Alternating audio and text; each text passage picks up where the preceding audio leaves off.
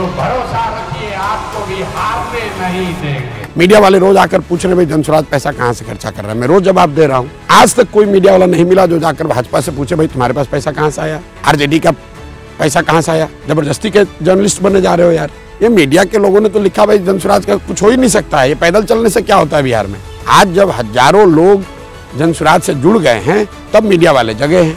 कल हो के चुनाव परिणाम जनसुराज के पक्ष में आएंगे तब ये भगे भगे आएंगे हेडलाइन बनाने। Nitish Kumar is at the end of his career. Today, Nitish Kumar is a political liability for his own party, for his alliance partners and for Bihar as a whole.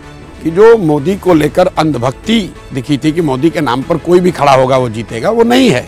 लोग निचले स्तर पर उम्मीदवारों को, पार्टियों को, उनके कार्यक्रमों को, उनके परफॉर्मेंस को भी देख रहे हैं। They dislike Nitish Kumar, but at the end of it, because there is no other alternative, when they compare it with Lalu Yadav, at least there is no kidnapping, there is no ransom, there is no rangdari, there is no fear. CA NRC को का कानून सरकार लेकर आई, बड़ा विरोध हुआ, 2 साल विरोध हुआ। सरकार ने समाज के सभी वर्गों को ध्यान में नहीं रख के फिर से उसी कानून को लागू कर दिया तो क्या हुआ जमीन पर? CA NRC का कोई फायदा नफा नुकसान आपको देख रहा है? वो डस्टबिन में पड़ा हुआ है। Hello and welcome to One India. Joining me right now is the face of Jan Swaraj and someone who very often is credited for paving the way of the creation of an entire industry around political strategy and campaign management in India, Mr. Prashant Kishore. So first things first, do you agree with what I said as a part of the intro? Do you believe that you paved the way for the creation of an industry in India in any way? I don't see things that way. I have done what came my way. In the process, if it emerged as, I wouldn't call it as an industry, but as a domain where thousands of young people who are not part of any political party are able to participate in democracy and elections, helping, advising, working together with political leaders. That's how it is. And if it is growing, it is good. One thing is there that people across the board, whether you are fighting a Gram Panchayat or whether you are fighting for India, there is increasingly there is more and more people who are realizing that help from professionals of some caliber could make a difference. You have to understand that anybody, professional or political, a single individual or an organization cannot make a difference, cannot make anyone win or lose, because election winning or losing is largely about the leader, about the issues, about the people, about the party foot soldiers. But on the margin, having the professionals with you, if they have the caliber, they can add it, they can make a difference. Before getting into the upcoming by-polls in the state of Bihar, Prashant Kishore, the political strategist, and Prashant Kishore, the leader. At an individual level, you've said in a lot of interviews already that the work is pretty much the same. Now you're going to prepare a strategy for the people of Bihar instead of a political leader.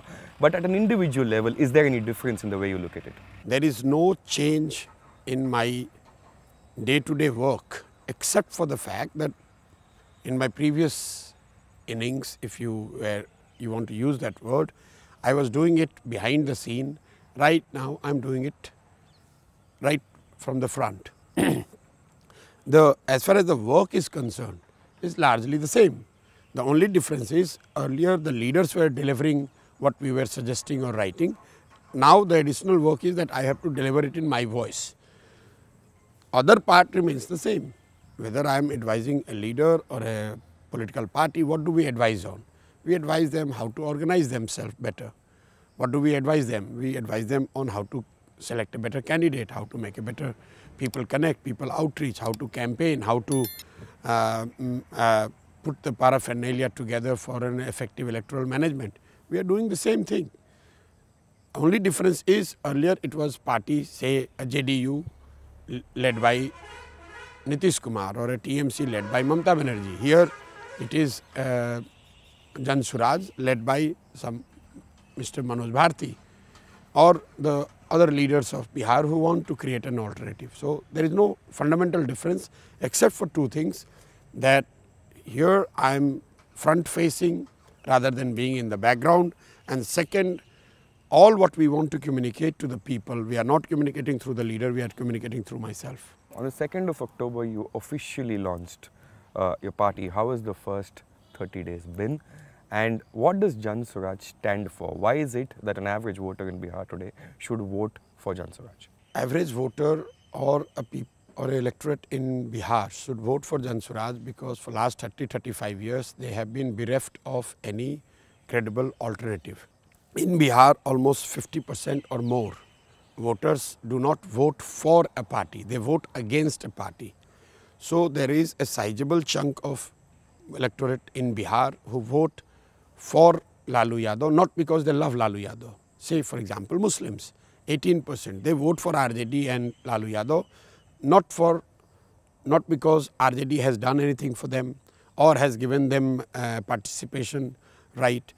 They vote for RJD simply because they are scared of BJP or they don't and can't vote for BJP. Similarly, a large chunk of voters who vote for NDA, say BJP and Nitish Kumar, etc., they are not voting because they like Nitish Kumar.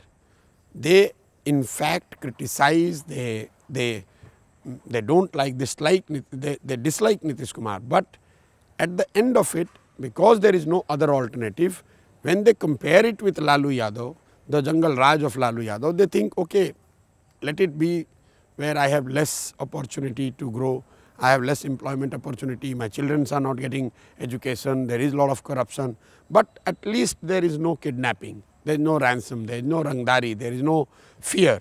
So a large chunk of voters who have been voting only negatively to defeat Lalu, they vote for NDA, to defeat NDA they vote for Lalu.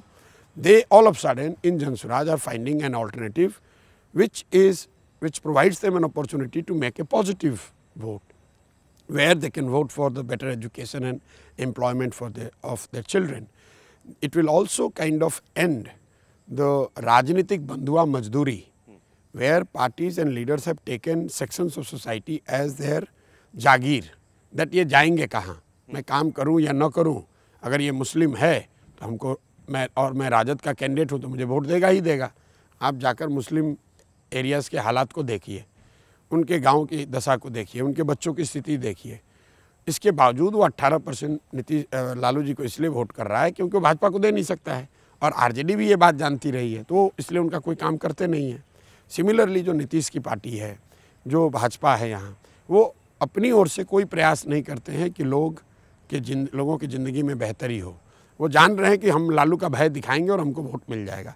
So for both sections of voters, Jan Swaraj is a fresh air, a fresh opportunity, a third alternative, which provides them opportunity to vote on merit, which provides them opportunity to vote on basis of education, employment, or the program which party is putting in front of people, rather than just voting out of fear of somebody else. So there are two things when it comes to the upcoming bipolar elections, when it comes to the 4 candidates that you have declared. There's 2 things that are doing rounds in the media at the moment. One, 3 out of the 4 candidates having cases being registered against them in the past. The other, when you speak about Tejaswi's educational background, the counter question is, what about the educational background of the candidates that you have now proposed? Yeah, you guys are putting rubbish. Which media agency has asked कि भाजपा ने तरारी में एक बाहुबली के लड़के को candidate बनाया है? I was actually going to come to that. No. Don't be selective. Okay. When I say Tejaswi is 9th pass or 9th, he has not passed 9th. It is not to say that anybody who has not passed 9th or 10th cannot be a good person, cannot be a wise person. You listen to what I have been saying for last 2 years. Formal education का wisdom से कोई लेना देना नहीं, लेकिन क्योंकि कई बार परिस्थितिवश आप बहुत गरीब घर के हैं, आपके गांव में स्कूल नहीं है, आपके माँ बाप ने आपको पढ़ाने की सुविधा नहीं दे पाए आपके माँ बाप, तो उस परिस्थिति में आपकी फॉर्मल एजुकेशन नहीं हुई। लेकिन अगर आप मुख्यमंत्री के लड़के हैं, आपके माँ बाप मुख्यमंत्री हैं और आप 9th क्लास नहीं पास करते हैं, तो more than your calibre, it shows your approach towards और योर थिंकिंग टुवर्ड्स एजुकेशन। अगर मैं मुख्यमंत्री का लड़का हूँ और मैं 9th पास नहीं किया है मैंने, तो ये दिखाता है कि शिक्षा के प्रति मेरा नज़रिया क्या है। इसका मतलब ये नहीं कि गांव में कोई किसान है जो 9th पास नहीं किया या 10th पास नहीं किया, वो सही व्यक्ति नहीं है या वो जनसुराज से नहीं लड़ेगा। मतलब हर गांव में जो PhD किया हुआ है वो जनसुराज का कैंडिडेट होगा, ये थोड़ी ना कहा गया है। आप कह रहे हैं कि केस है, आप ज़रा केस निकाल कर देखो भाई। जो नॉर्मल पॉलिटिकल एक्टिविस्ट्स के जीवन में केस होते हैं उनकी बात वर्सेस जो सामने ड्रेडेड क्रिमिनल्स हैं, जो बाहुबली हैं, जो बालू माफिया हैं, जो शराब माफिया हैं, मीडिया वो बात करती नहीं है। और मतलब कोई समाज में अच्छा करने जाए तो मीडिया को लगता है अब चलो इनको मैं लिंच करता हूँ, और जो नॉन गलती करने वाले हैं उसको आप लोग को हिम्मत भी नहीं होती है पूछने के लिए। मीडिया वाले रोज़ आकर पूछ रहे हैं भाई जनसुराज पैसा कहाँ से खर्चा कर रहा है, मैं रोज़ जवाब दे रहा हूँ। आज तक कोई मीडिया वाला नहीं मिला जो जाकर भाजपा से पूछे भाई तुम्हारे पास पैसा कहाँ से आया, RJD का पैसा कहाँ से आया। ज़बरदस्ती के जर्नलिस्ट बनने जा रहे हो यार। एक तो आप लोग समाज के लिए कुछ करते नहीं हो, अगर कोई कर रहा है तो आपका काम है कि उसको बस किसी तरह पैर खींचो और ये बताओ कि भाई ये काम नहीं हो सकता है। सर आई थिंक नहीं, दिल्ली में बैठ के हाँ जी, बिहार को गाली देने वाले लोग, बिहारी कह के मजाक उड़ाने वाले पत्रकार आकर वहाँ से ज्ञान दे रहा है कि बिहार में कुछ नहीं हो सकता है, और वहाँ से कह रहा है कि ये तो गलत है। अरे अगर तुम्हें इतना ही बिहार से प्यार है, अपने बच्चे को जरा यहाँ पढ़ाई के लिए भेजो। तुम RJD के वोटर हो, तेजस्वी का गुणगान कर रहे हो दिल्ली में बैठ के पत्रकार के तौर पर, तो एक बार अपने बच्चे को बिहार में 1 साल पढ़ने के लिए भेजो। तुम्हारे घर में कोई बीमार पड़ता है तो बिहार के किसी अस्पताल में आके इलाज करा लो, बाकी छोड़ो तुम 2 दिन आके 5 दिन रह के बिहार में दिखा दो। दिल्ली में बैठ के बिहारियों को गाली देने वाले लोग, बिहारियों को अनपढ़ बेवकूफ़ कहने वाले लोग हमको ज्ञान दे रहे हैं कि अरे बिहार में तो कैसे होगा, क्योंकि वो चाहते हैं कि बिहार ऐसा ही रहे। अगर बिहार ऐसा नहीं रहेगा तो गुजरात में 10,000 में लेबर मिलेगा कहाँ से, पंजाब में खेत काटने वाला बंदा कहाँ से आएगा। तो जो पंजाब के लोग, जो गुजरात के लोग, जो दिल्ली में बैठे हुए पत्रकार बिहारियों का रोज़ मजाक उड़ाते हैं, जो बिहार का 38 डिस्ट्रिक्ट का नाम नहीं बता सकता है, वो हमको ज्ञान दे रहा है या हम लोग को बता रहा है कि बिहार में क्या होना चाहिए। As a follow up question to that sir, आपने मीडिया के बारे में बात कर ही लिया है, तो आप जब बोलते हो कि मेरा फी इतना है एडवाइस देने का, that creates a lot of headlines. At the same time when you speak of education, it does not create the same number of headlines. अरे आप देखो, मैं गांव में जाकर समझा रहा हूँ, गांव की महिला है उसको आप कहते हो चुनावी रणनीतिकार है। वो महिला को क्या समझ में आ रहा है चुनावी रणनीतिकार का मतलब क्या होता है? तो उसको ये बताया जाता है कि भाई जैसे तुम्हारे घर में कोई बच्चा बीमार पड़ जाता है, तुम डॉक्टर के पास जाते हो, उसको 500 रुपये फीस देते हो, अपना दवा कराते हो। ये तो एक बताने का तरीका है। अब हेडलाइन मीडिया क्या बनाती हो? Media I am not guided by media, media is guided by Jan Suraaj. ठीक है ना, हम 2-2.5 साल से चल रहे हैं, वो मीडिया की कोई उसमें इंटरेस्ट नहीं है, दिलचस्पी। ये मीडिया के लोगों ने तो लिखा भाई जनसुराज का कुछ हो ही नहीं सकता है, ये पैदल चलने से क्या होता है बिहार में। आज जब हजारों लोग जनसुराज से जुड़ गए हैं तब मीडिया वाले जगह हैं। कल हो के चुनाव परिणाम जनसुराज के पक्ष में आएंगे तब ये भगे भगे आएंगे हेडलाइन बनाने। जिस दिन मैं 2 साल पहले पैदल चलना शुरू किया, 10 लोगों के साथ बिहार के गाँव में घूम रहा था, तब तो मीडिया वाले मजाक उड़ा रहे थे। इनको भाई ये तो पोस्ट फैक्टो एनालिसिस करने वाले लोग हैं। मीडिया में 100 में 95 आदमी वो है जो घटना घट गई तो ये बताता है कि ये घटना क्यों घटी। वो ये नहीं बता सकता है कि आगे घटना क्या घटने वाली है। वो क्षमता बहुत कम लोगों को है, इसलिए नहीं है कि मीडिया को नीचे उतर के ग्राउंड पे तो कुछ देखना नहीं है। जो बड़ी घटना दिखने लगी तो आप वहाँ आते हैं, वहाँ कैमरा लगाते हैं, अपना एनालिसिस करते हैं कि ये घटना क्यों घटी, कि जनसुराज में इतने लोग क्यों जुड़े। अब आप बता रहे हैं भाई 2.5 साल से जो प्रयास ग्राउंड पर हुआ है उसके लिए तो मीडिया को इंटरेस्ट है नहीं, क्योंकि वो न्यूज़ नहीं है, वो उस पर व्यू आएगा नहीं। तो जब आप रिपोर्ट ही 2020 मोड में करते हो हेडलाइन के लिए कि, तो आपको कहाँ से समझ आएगी कि ज़मीन पर क्या हो रहा है। That was the reason I was asking. भाई मेरे दिल्ली में 70 में 67 आम आदमी पार्टी जब जीती और मीडिया, देश के सबसे बड़े मीडिया के धुरंधर उसी दिल्ली में बैठे हुए हैं। कितने मीडिया वालों ने पहले कहा था कि 67 सीट आ रहा है आम आदमी पार्टी को। पूरे देश की मीडिया जब बंगाल में बैठी हुई थी सब कह रहे थे बीजेपी 200 सीट जीत रहा है। मेरे भाई आप 4 दिन बिहार आए और 4 दिन में आपने 10, 20, 50, 100 लोगों से बात किया, उसी के आधार पर एनालिसिस लिख दी। आपको कैसे पता चलेगा कि नीचे गांव में क्या हो रहा है? बिहार में 40,000 गांव है। लोगों के लिए हेडलाइन एजुकेशन है। लोग 100 करोड़ की बात नहीं कर रहे हैं। गांव में, किसी गांव में जाओ, जैसे ही जन स्वराज का नाम लोगे तो लोग कहेंगे अच्छा ये वो वाले लोग हैं जो शिक्षा और रोजगार की बात कर रहे हैं। गांव में चर्चा ये है कि पहली बार कोई पार्टी आकर हमारे बच्चों के पढ़ाई की बात कर रही है, वो वोट दे या ना दे। पहली बार कोई आदमी बिहार में पलायन की बात कर रहा है। पहली बार कोई ये कह रहा है कि भाई नेताओं के बच्चों को नहीं, अपने बच्चों के लिए वोट दो। गांव में आप किसी महिला से पूछ लीजिए, किसी आदमी से पूछिए जन स्वराज का, वो चाहे वोटर न हो, वो जन स्वराज के बारे में ये बताएगा। मीडिया को नहीं देखना है, मीडिया को ये देखना है कि प्रशांत किशोर ने क्या कहा, कि उनका फीस क्या है। हम 10 साल से जो काम कर रहे हैं तो यही मीडिया लिखती रही कि सैकड़ों करोड़ रुपया लेते हैं। आपको हमसे सुनने की क्या जरूरत है? Coming to your policy priorities, what is your priority in terms of policy for Bihar in terms of education, health and jobs? बिल्कुल प्रायोरिटी क्लियर है। बिहार को गरीबी से निकालने का एकमात्र रास्ता यहाँ के लोगों के लिए पढ़ाई, रोजगार और ज़मीन सुधार, भूमि सुधार, क्योंकि यही 3 रास्ते हैं जिससे लोग गरीबी से निकल सकते हैं। आप पढ़ लिख कर रोज़गार पा लेंगे, नौकरी पा लेंगे तो आप गरीबी से निकल सकते हैं। अगर आपके पास अच्छी ज़मीन हो, खेती करके भी आप गरीबी से निकल सकते हैं, या फिर अगर आपके पास पैसा पूंजी हो तो आप कोई रोजी रोज़गार करके गरीबी से निकल सकते हैं। तो हमारी जन स्वराज की पॉलिसी प्रायोरिटी बिल्कुल क्लियर है। बिहार में सबसे ज़्यादा अगर किसी बात की ज़रूरत है तो वो शिक्षा, रोजगार की ज़रूरत है। यहाँ के लैंड प्रोडक्टिविटी को बढ़ाने की ज़रूरत है और हम लोग की पॉलिसी प्रायोरिटी वही है कि यहाँ 15 साल से कम उम्र के बच्चों के लिए सबसे बेहतर शिक्षा की व्यवस्था की जाए। 15 साल से 50 साल के उम्र के लोगों के लिए पूंजी की व्यवस्था की जाए ताकि वो स्वरोजगार कर सके, और 50 साल से जो ऊपर के लोग हैं उन लोगों के लिए कम से कम 2000 रुपये महीने की व्यवस्था की जाए ताकि वो एक डिग्निफाइड लाइफ जी सकें। तो ये जो बीच का वर्ग है 15 से 55, उसमें खेती शामिल है, व्यापार शामिल है, नौकरी शामिल है, और वो कर तब पाएंगे जब उनके पास पूंजी की उपलब्धता हो। तो हम लोग बच्चों को पढ़ाना चाहते हैं, जो लोग काम कर सकते हैं उनको पूंजी उपलब्ध कराना चाहते हैं, और जो लोग बूढ़े हो गए हैं, जो अब पढ़ नहीं सकते हैं, रोज़गार नहीं कर सकते हैं, उनको एक डिग्निफाइड लाइफ देने का प्रॉमिस कर रहे हैं।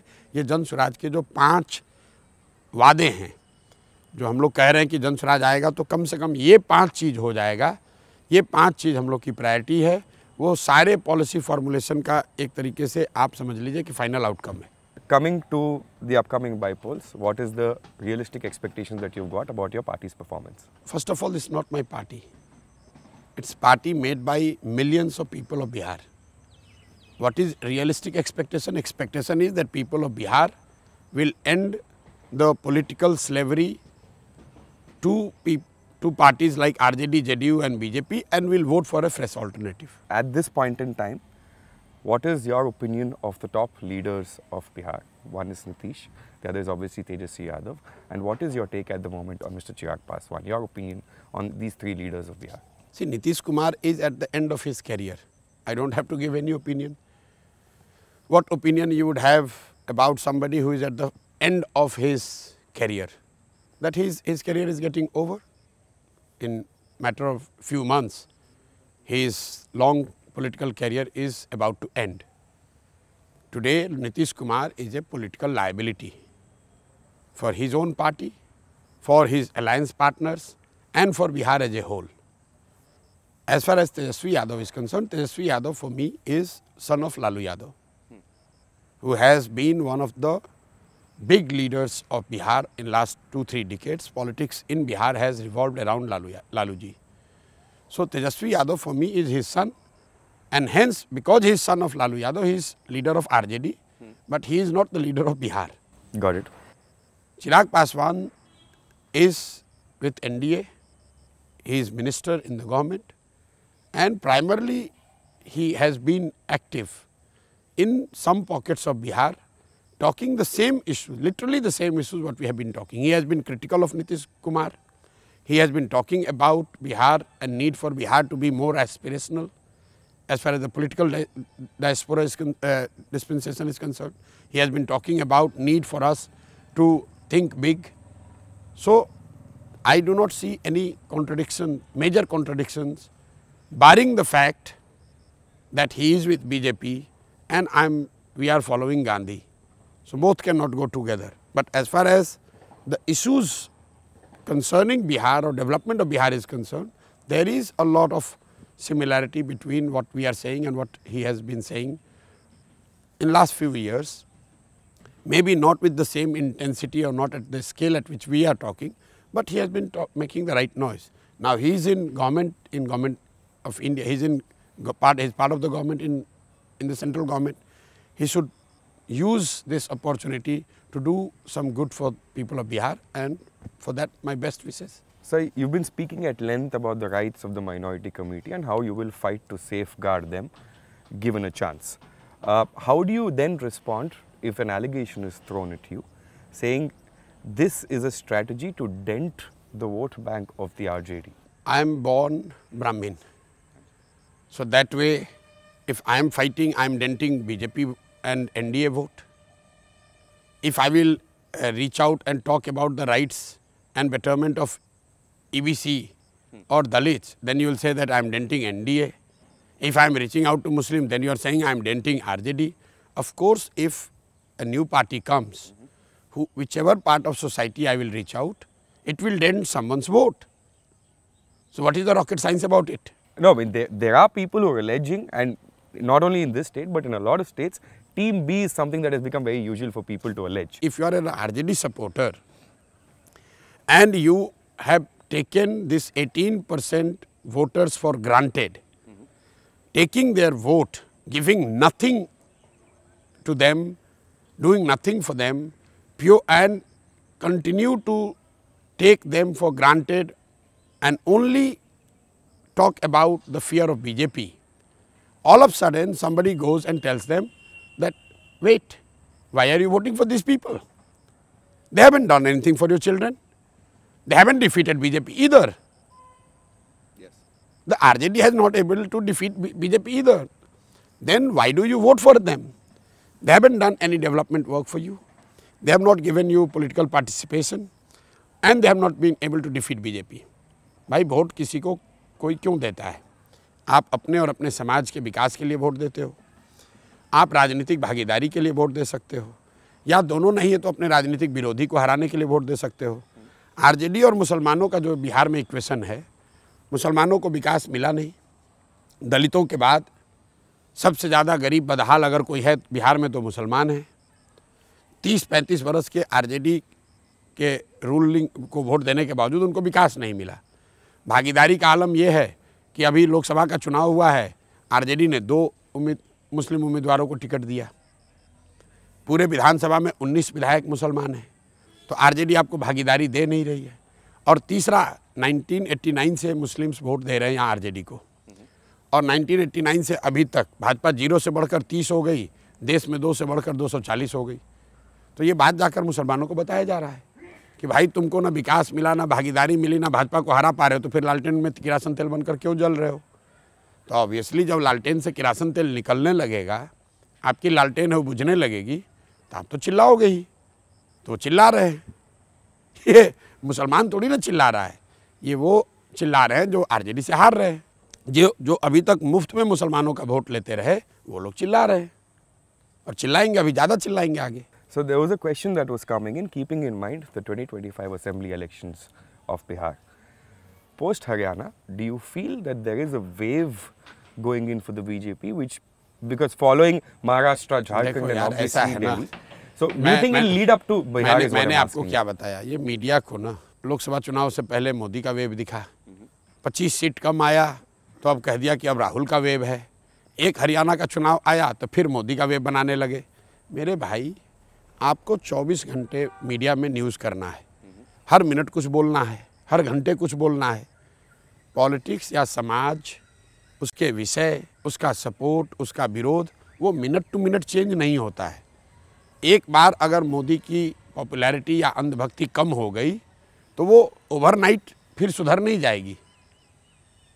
हरियाणा में क्यों जीते, नहीं जीते, क्या हुआ, नहीं हुआ, वो बात की बात है, भाई चुनाव है, कोई जीतेगा कोई हारेगा।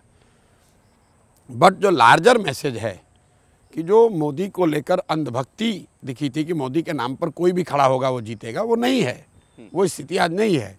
लोग निचले स्तर पर उम्मीदवारों को, पार्टियों को, उनके कार्यक्रमों को, उनके परफॉर्मेंस को भी देख रहे हैं। इसका मतलब ये नहीं कि मोदी ख़त्म हो गए, लेकिन जो स्थिति 14 में थी, जो स्थिति 19 में थी, वो स्थिति आज नहीं है। सर, आपने यूसीसी पे अपना स्टैंड बहुत क्लियर कर दिया है, लेकिन रीसेंट तिरुपति कंट्रोवर्सी ने एक लार्जर डिबेट फिर से प्रोवोक किया है। वो क्या है कि government control on religious institution क्या होना चाहिए कि नहीं होना चाहिए, उस पर आपका क्या स्टैंड? मेरे भाई, आप बात कर रहे हो वक्फ बोर्ड के बिल की, ठीक है। गवर्नमेंट कंट्रोल होना चाहिए कि नहीं होना चाहिए रिलीजियस इंस्टीट्यूशंस पे, रिलीजियस मैटर्स पे, समाज पे, मेरा अपना मानना है कि जहाँ तक हो सके सरकार को सरकार का काम करना चाहिए, समाज के कामों में इंटरफेयर नहीं करना चाहिए। चाहे वो लिकर बैन की बात है, कपड़े, क्या मैं कपड़ा पहनूंगा, क्या मैं खाना खाऊंगा, कौन सा रिलीजन में प्रैक्टिस करूंगा, संविधान ये इजाज़त सरकारों को नहीं देता है कि आप लोगों के पर्सनल मैटर में घुसकर उसमें हस्तक्षेप करें। लेकिन जो लोग सरकार में रहते हैं वो ये करते ही रहते हैं। बिहार में शराबबंदी लागू है, भाई संविधान में ये कहाँ लिखा हुआ है कि ये हो सकता है कि आप शराबबंदी के खिलाफ हैं तो उसको आप सोशल एफर्ट के तौर पर प्रयास कीजिए, लेकिन आपने कानून बना दिया कि जो भी शराब पिएगा उसको जेल में डाल देंगे। अब कल आप कानून बना देंगे कि कोई जो आदमी नॉन वेजिटेरियन है उसको मैं जेल डाल दूंगा, कोई आदमी ये कपड़ा नहीं पहनेगा तो उसको जेल में डाल दूंगा, कोई आदमी ये हम इस तरीके से प्रेयर नहीं करेगा तो उसको पकड़ लूँगा। तो जहाँ तक हो सके, जो हम लोग जिस कंट्री में रहते हैं, जितना हम लोग संविधान को समझते हैं, लोगों की जो पर्सनल राइट है, जो फ्रीडम है, उसमें सरकारों को हस्तक्षेप नहीं करना चाहिए। लेकिन अगर सरकार कोई पॉलिसी बना रही है जिसमें लोगों के पर्सनल लाइफ पर बड़ा इफेक्ट हो सकता है, तो वे फॉरवर्ड उसका यही है कि लोगों को कॉन्फिडेंस में लिया जाए। आप चाहे यूसीसी की बात करें, वक्फ बोर्ड की बात करें, या सीए एनआरसी की बात करें, या किसान कानून की बात कर लीजिए। किसानों के लिए देश में कानून बनाया गया, वो तो मुसलमानों के लिए नहीं था, लेकिन अगर किसानों को आपने कॉन्फिडेंस में नहीं लिया तो कानून वापस करना पड़ा कि नहीं करना पड़ा। लैंड एक्विजिशन बिल पर सरकार ने 2014-15 में 4 बार अध्यादेश लाया, जन समर्थन नहीं था उसके लिए तो उसको वापस लेना पड़ा। कोई भी कानून आप बनाएंगे, अगर जो समाज का जो वर्ग उससे अफेक्टेड है, अगर वो उसको कॉन्फिडेंस में नहीं लेकर कानून बनाओगे तो एक डेमोक्रेटिक सेटअप लाइक इंडिया में उसका एग्जीक्यूशन ऑन ग्राउंड मुश्किल होगा। सीए एनआरसी को कानून सरकार लेकर आई, बड़ा विरोध हुआ, 2 साल विरोध हुआ। सरकार ने समाज के सभी वर्गों को ध्यान में नहीं रख के फिर से उसी कानून को लागू कर दिया तो क्या हुआ ज़मीन पर? सीए एनआरसी का कोई फ़ायदा, नफ़ा, नुकसान आपको देख रहा है? वो डस्टबिन में पड़ा हुआ है। कोई भी कानून जब आप बनाएंगे, कानून तो लोगों के लिए बनाया गया है ना भाई, बनाया जा रहा है। जब समाज में जिसके लिए कानून आप बना रहे हैं वही उससे सहमत नहीं है तो कानून बनाने का क्या फ़ायदा है? Sir, I'll end this interview with just 2 questions. We ran a poll yesterday on our portals saying अगर viewers को कुछ question पूछना है आपको. There was one question which came in from Bihar. A lady called Farasha asked you this question. The question was, if we believe Jan Swaraj today, just for being in power, will the party ever consider getting into an alliance with the BJP? That was a question that came in from a viewer. The question of alliance, either with BJP or any other party, Congress included, or RJD, or any party, does not exist, neither pre-poll nor post-poll.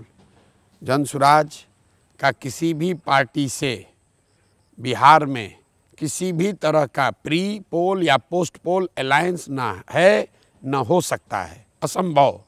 जन Swaraj 243 seat लड़ेगा, 242 नहीं। अभी 4 उपचुनाव हो रहे हैं। एकमात्र party जन स्वराज है जो चारों चुनाव लड़ रही है। बीजेपी 2 लड़ रहे हैं, आरजेडी वाले 1 या 2 या 3 लड़ रहे हैं, जदयू वाले 1 लड़ रहे हैं, मांझी जी 1 लड़ रहे हैं, चिराग पासवान लड़ ही नहीं रहे हैं। जन स्वराज चारों सीट लड़ रहा है। कोई अलायंस का कोई सवाल नहीं है। सरकार बने न बने, जीते हारें, अलायंस किसी भी तरह का किसी भी पार्टी से संभव नहीं है। तो last question from a person called Vishnu, who's a viewer, who's asking you from Tamil Nadu. He says you must be following Tamil Nadu politics, obviously. Vijay has recently entered Tamil Nadu politics and also opened himself for an alliance, and he's gone very easy on AIDMK.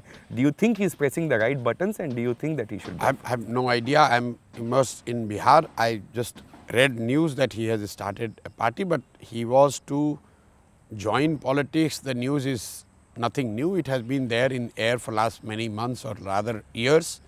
He has taken the plunge. I wish him all the best. In democracy, we need more parties. We need more leaders. We need more options for people. It is good for democracy. It's good for people. It's good for the country. Thank you, sir. Thank you for spending your time Thank with you. us.